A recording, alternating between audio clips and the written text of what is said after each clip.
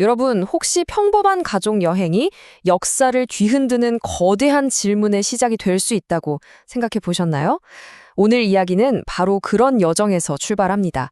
바다 건너 어쩌면 우리가 잊고 지냈던 한 섬에서 시작된 한국의 아주 뜨거운 과거 논쟁 속으로 한번 들어가 보려고 해요.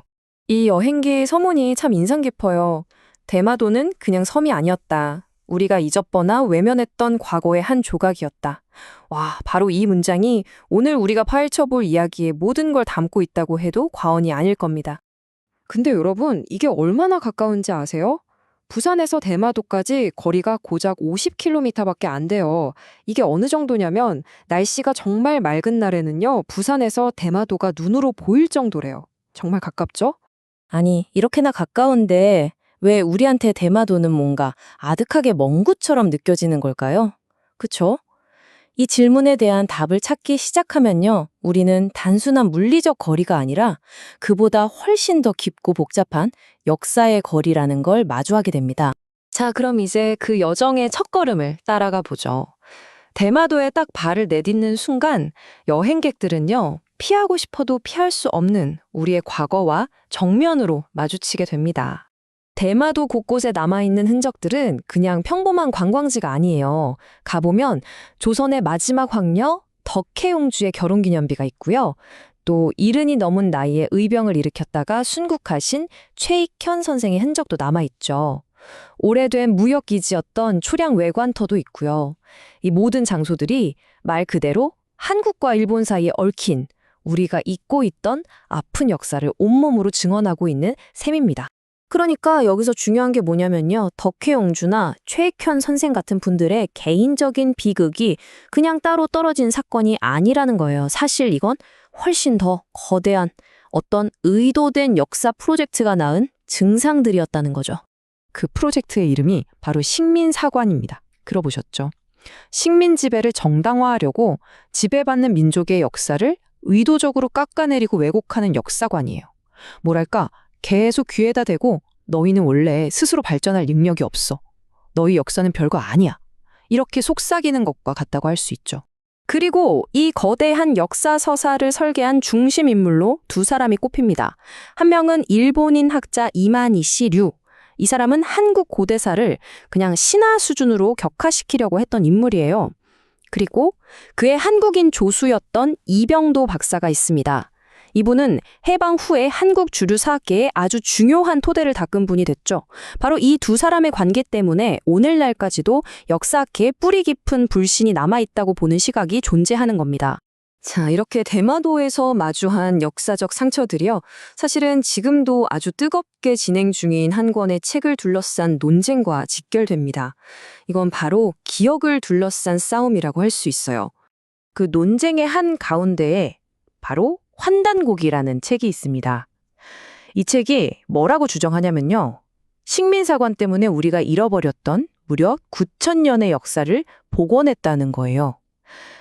그러니까 이 책을 지지하는 분들한테는 이게 그냥 오래된 역사책이 아니라 우리의 역사 주권을 되찾는 하나의 상징 같은 거죠. 그런데 이 책을 둘러싼 입장이 정말 극과 극으로 갈립니다. 지지하는 쪽에서는 이건 일제의 탄압 속에서도 살아남은 진짜 고대 기록이다라고 하고요. 반면에 주류 학계에서는 1979년에 처음 나오기 전까지 원본이 확인된 게 없다. 이건 20세기에 만들어진 가짜 역사책, 즉 위서다. 이렇게 아주 단호하게 선을 긋고 있습니다. 자, 근데 여기서부터 이야기가 진짜 흥미진진해집니다.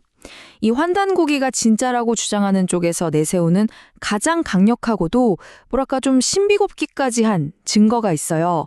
바로 이 한 문장입니다.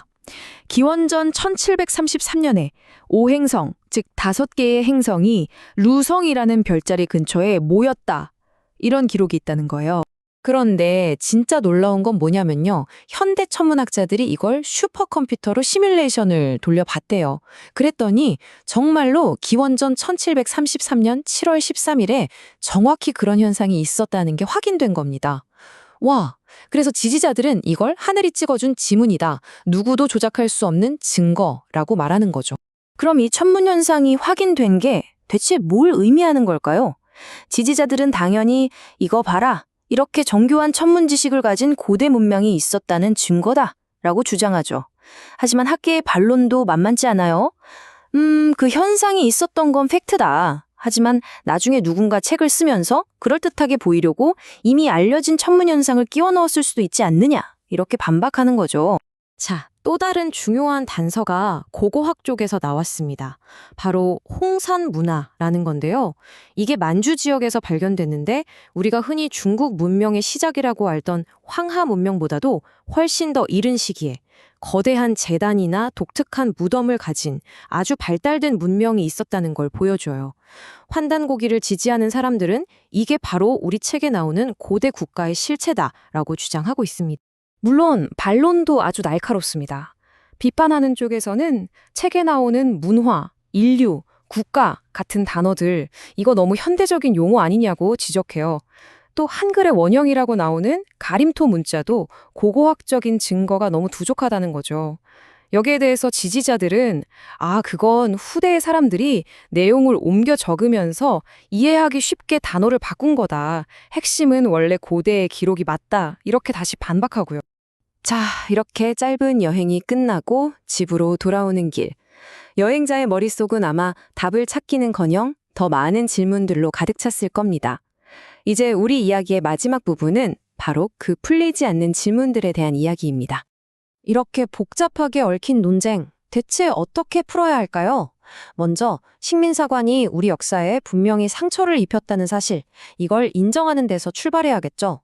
그리고 두 번째, 환단고기를 포함한 그 어떤 역사적 주장도 이랬으면 좋겠다는 감정이 아니라 아주 엄격하고 냉정한 증거로 검증해야 합니다. 마지막으로 이제 민족사학이니 주류사학이니 편가르고 싸우는 건 그만하고 우리 고대사를 제대로 밝혀보자는 공동의 목표를 향해 힘을 합쳐야 하지 않을까요? 근데 우리가 좀 서둘러야 할 이유가 있어요. 우리가 우리끼리 이게 맞네 저게 맞네 하면서 논쟁하는 바로 이 순간에도 중국은 동북공정이라는 이름으로 고구려나 심지어 홍산 문화까지 전부 자기네 역사라고 주장하고 있거든요. 이건 그냥 과거 이야기가 아니라 지금 현재의 지정학적 문제이기도 한 겁니다. 대마도 여행 마치고 돌아온 저자가 이런 말을 남겼어요. 내가 학교에서 배운 역사가 과연 진짜 진실이었을까? 의심이 들기 시작했다. 어쩌면 이 개인적인 의심이야말로 우리 모두가 한 번쯤 던져봐야 할 질문의 시작이 아닐까 싶습니다. 그래서 오늘 이 이야기는 마지막으로 우리 모두에게 이런 질문을 던집니다. 여러분이 알고 있는 역사 속에서 혹시 나도 모르게 잊어버렸거나 애써 외면했거나 아니면 너무나 당연하게 아무런 의심 없이 그냥 받아들인 부분은 없으신가요? 그 질문에 대한 답을 찾는 여정, 어쩌면 바로 지금부터가 진짜 시작일지도 모릅니다.